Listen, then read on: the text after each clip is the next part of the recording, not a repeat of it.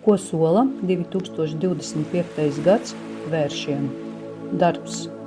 Gads būs veiksmīgs profesionālajā jomā, iespējama paaugstināšana amatā vai jauni izaicinājumi, kas prasīs tavu pacietību un neatlaidību. Veselība. Pievērš uzmanību savai veselībai, īpaši uzturam un fiziskajām aktivitātēm. Regulāra atpūta palīdzēs saglabāt enerģiju. Finanses. Finansiālā situācija uzlabosies, taču esi piesardzīgs ar lieliem ieguldījumiem. Plāno savus izdevumus un veido budžetu. Mīlestība. Attiecībās iespējams pārmaiņas.